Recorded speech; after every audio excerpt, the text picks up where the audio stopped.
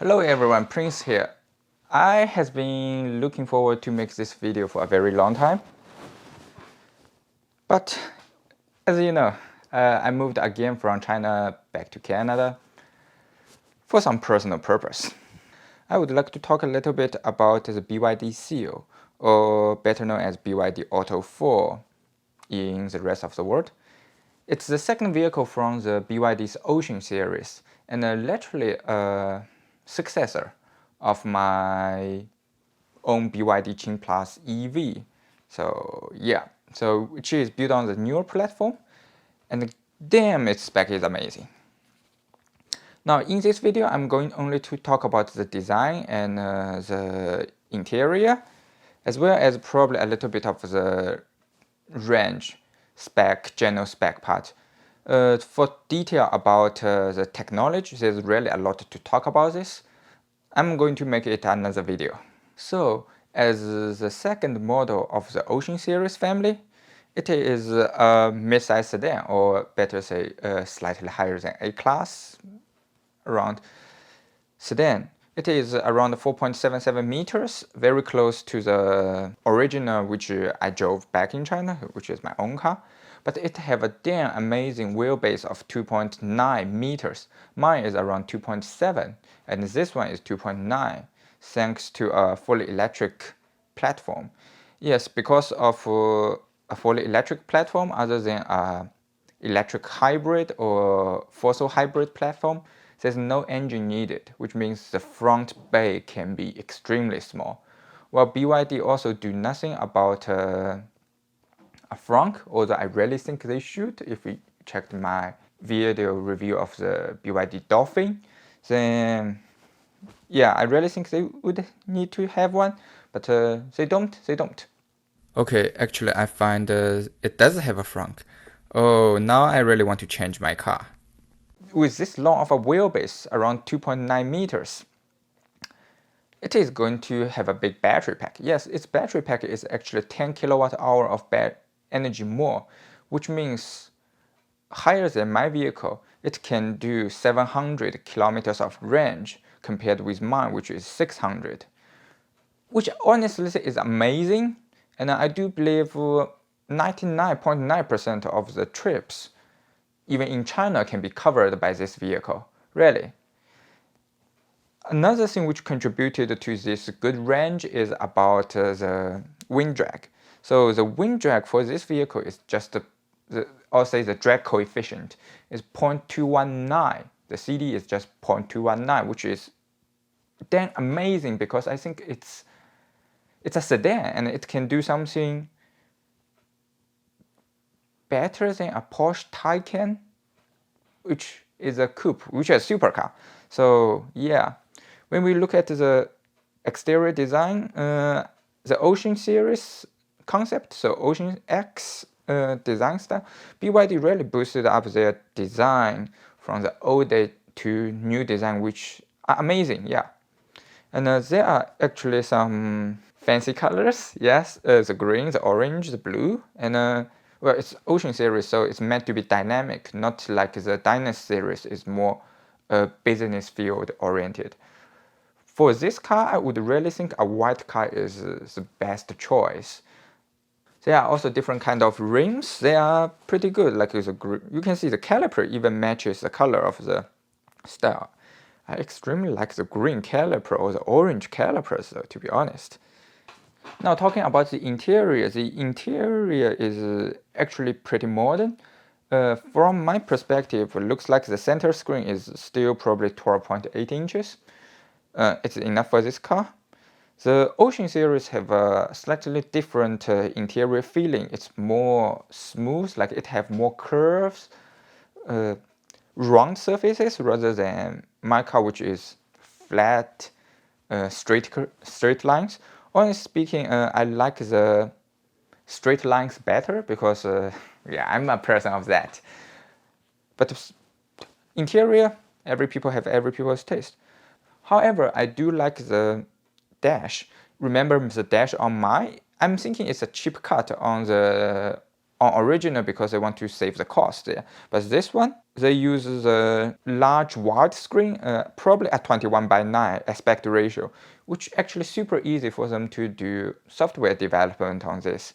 And improvements of the customization on the dash, yeah, pretty good. Honestly speaking, when I look at the shift lever, I'm not a fan of that. It is too small. I still like the old traditional shift lever, especially with a parking sign on it rather than at the bottom. Now for the wheels, there are two types, 18 inches and 19 inches. It's optional. Personally, I more like a smaller wheel. Although bigger ones are more beautiful, but I like smaller wheels. The reason is they are more efficient and you can get more range on it.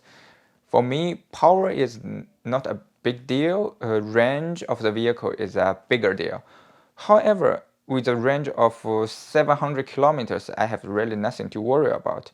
By the way, these vehicles are actually pretty powerful. There are two which is rear-wheel drive and one is all-wheel drive. So even the lowest trim has a 600 kilometers range and 150 kilowatt of rear-wheel drive motor. So it have a way better kick compared with my 130 kilowatt front-wheel drive motor. Yeah, but I still look at the 700 kilometer version, which is a mid-tier. So 230 kilowatt of power from a rear drive motor. And yeah, talking that with my 130 kilowatt max, I still feel, yeah, this one will be way more powerful. And I think it's a vehicle which can do 0 to 100 in probably less than 5.5 seconds. If in a very good condition, probably can do lower than 5 seconds. Now, the super performance one is really the all-wheel drive, if you prefer that. So 160 kilowatt front plus 230 kilowatt rear. So this is ridiculous power for 390 kilowatt of total power output. Although not as good as I think Tesla, if you see, but still it's, yeah, it will launch. That's what it is. Even my vehicle, even original where my mom drove it, she said the electric car is just way more nimble compared with fossil cars. She can launch easily from a red light, while other vehicles will just slow there. So yeah. So finally, the price. A lot of people probably will be very interested about the price. So the BYD Seal's price starting at 220,000 Chinese yuan, approximately 70,000 more expensive than my car. Or now, because my car has a recent price increase, it's gonna be $40,000 more. 40,000 Chinese yuan more expensive. But when we look at the US dollar, it's just 32 to 33,000 US dollars. Bear in mind, this is actually an electric car with 150 kilowatt of power, 2.9 meters wheelbase, and 600 kilometers of range. Even the top model, the top trim, is actually only 42,000 US dollars. And when we look at that and look at the Ioniq, yeah, the Ioniq does not have that long of a range. It is not using the cells as safe as LFP prismatic cells. And it has slightly less interior space.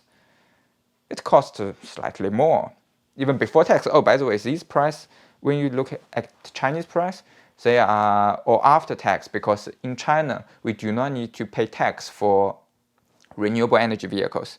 And oh, by the way, I realized a thing, because these vehicles hasn't been released officially yet, so all these prices are probably does not include the incentive.